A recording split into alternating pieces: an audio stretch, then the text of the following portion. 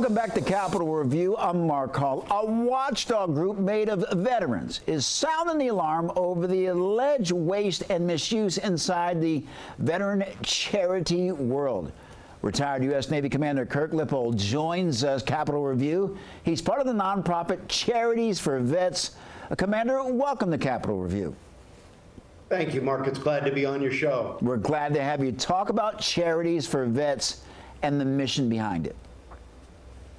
Well, Charities for Vets and our website, charitiesforvets.org, is primarily designed to look at the top 100 or so large veterans organizations that say that they raise money in order to get to veterans to help them through a variety of reasons and causes. And what Charities for Vets does is we look at each of those organizations, we go through the tax returns, and we discern of these organizations which ones truly do get the money that people donate. Their hard-earned money actually gets to the veterans themselves. And we've got a very rigorous criteria that we judge them by. We're not like some of the other charity watch organizations or charity groups that discern and try and balance out. We have very strict criteria. And first and foremost, if you have 90% or more of the money you donate gets to the veterans themselves, you're highly recommended. If it's 75% or more, then you're recommended.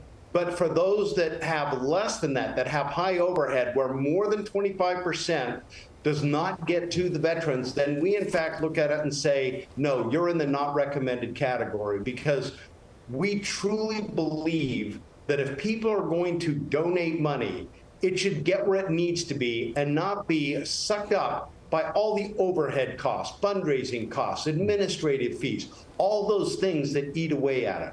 We want people to actually be helping vets when they choose to part with their hard-earned money for those who serve our great nation. And Commander, your organization claims that there are billions of dollars wasted. Can you give some examples? Absolutely. For example, last year, over $1.6 billion with a B were donated to organizations that are in our not recommended category. And the way we look at it is we don't want people to stop giving. What in fact we want them to do is first and foremost divert their money from the organizations that are in our not recommended category to those that are in the recommended or highly recommended category. And what that will do is twofold. It helps not only the organizations that do a good job in getting money to the veterans, but it also motivates those organizations in our not recommended category to improve how they operate, to become more efficient and effective in their distribution of funds so that they can get into that recommended or highly recommended category, which means that people that donate money are giving to the veterans themselves. Commander, how do we stop this from happening? Is there a better oversight approach?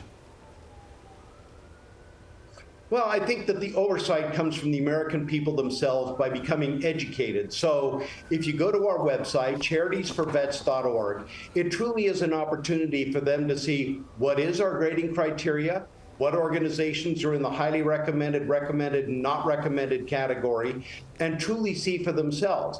Charitiesforvets.org does take donations, and for example, a $50 donation that anyone would like to make to charitiesforvets.org literally touches over 1,000 people to educate and inform them about what we do and how we can better improve where money goes so that these large veterans organizations truly become better at getting money to the veterans themselves so that they actually support the causes that we want that help the veterans themselves.